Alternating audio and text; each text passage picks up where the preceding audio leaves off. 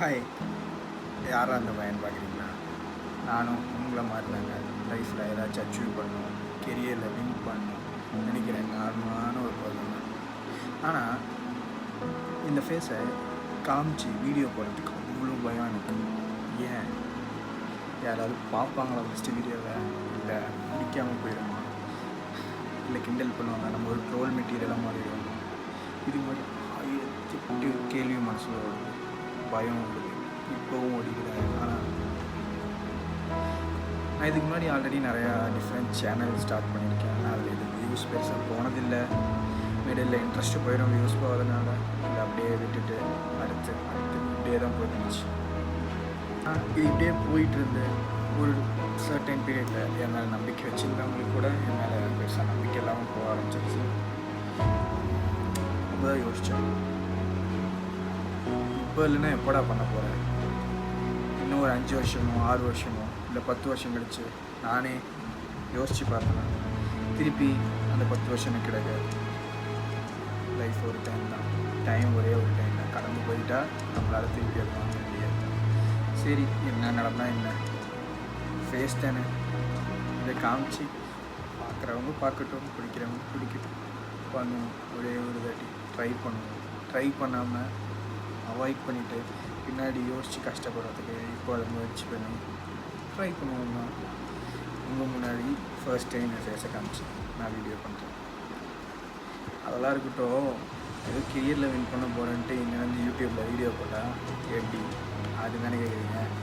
சரி, அதெல்லாம் இருக்கட்டும், உங்கள் கெரியர் என்ன? அதுதான் உங்கள் கேள்வி. நான் என்னோடய கெரியரை ஸ்டார்ட் பண்ண அப்புறம் தான் இது என்னோடய லைஃப்பில் வந்துச்சு. எது அதுதானே சொல்கிறேன். அதுக்கு முன்னாடி ஜஸ்ட் என் கெரியரில் ஒரு நல்ல ஒரு எம்ப்ளாயியாக, டாப் லெவல் எம்ப்ளாயியாக இருக்கணும்னு தான் ஆசைப்பட்டேன். ஆனால் இதை இதுக்குள்ளே நான் போனதுக்கப்புறம் இது வெறியாயிடுச்சு.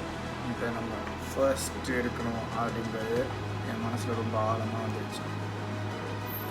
ஓவராக பில்டப் பண்ணுறீங்க, அப்படி என்னடா உங்களோட கெரியர் அப்படின்னு தானே கேட்குறீங்க. நான் ஒரு கிரியேட்டராகும், அனிமி கிரியேட்டராகும்.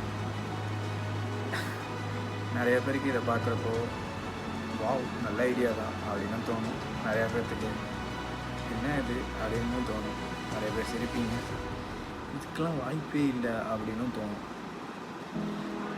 ஆனால் வாய்ப்பு எப்பயுமே நம்மளை தேடி வராது, நம்ம தான் உருவாக்கணும்.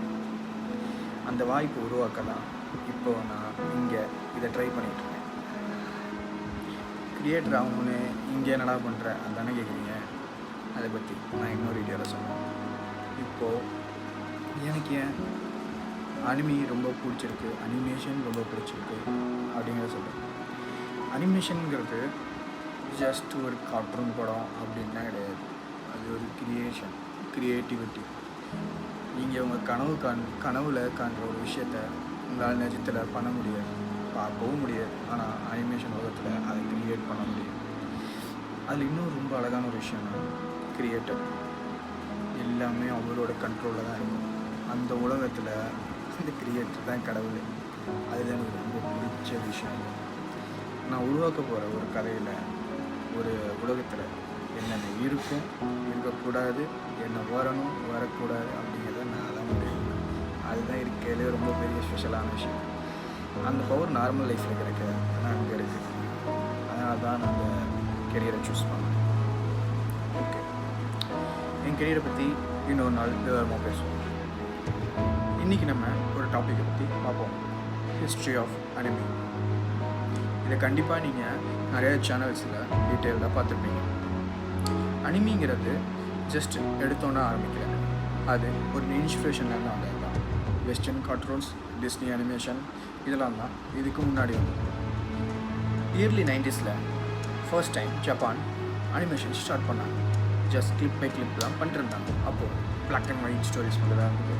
சைலண்ட்டாக வாய்ஸ் ஓவர் இல்லாத ஃபிலிம்ஸ் இருந்தது. சிம்பிள், ரொம்ப கிறிஸ்பான அனிமி கிளிப்ஸ் தான் அப்போ பண்ணிகிட்டு இருந்தாங்க. அதுதான் ஃபவுண்டேஷன். 90s 30sலேருந்து 90s 40s தான் அனிமேஷன் டெவலப் ஆச்சு. ஆனால் அதே டைமில் வேர்ல்டு வாரும் நடந்தது. 90s 50sலேருந்து 90s 60sக்குள்ளே இந்த டைமில் தான் ஒரு லெஜெண்ட் உருவானது. ஒஷோமோ டிஷிகா. அவர் தான் காட் ஆஃப் அனிமின்னு சொல்லுவாங்க. அவர் கிரியேட் பண்ணது தான் ஆஸ்ட்ரோவா. கண்டிப்பாக நம்ம எல்லாருமே ஆஸ்ட்ரோவா ஒரு வாட்டியாவது பார்த்துருக்கோம். அதுதான் first successful anime web series. அனிமியோட லெவலை சேஞ்ச் ஆகிடுச்சு, டோட்டலி டிராஸ்டிக் சேஞ்ச். எல்லாரோட பாயிண்ட் வியூவும் சேஞ்ச் ஆகி அனிமி பக்கம் திரும்ப ஆரம்பிச்சிது. அதுக்கப்புறம் அனிமி வெறும் கார்ட்டூன் இல்லாமல் அதுக்கு action, romance, science fiction, horror, இந்த மாதிரி எல்லா ஜானர்லேயும் ரிலீஸ் ஆக ஆரம்பிச்சு.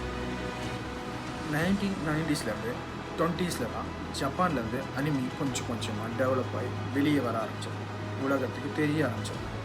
ட்ராகன் பால், நருட்டோ, ஒன் பீஸ் இது மாதிரி எல்லாமே வேர்ல்டு வைட் ஹிட் ஆக ஆரம்பிச்சது. இங்கே தான் அனிமியோட பீக் ஸ்டார்ட் ஆகுதுன்னு சொல்லலாம்.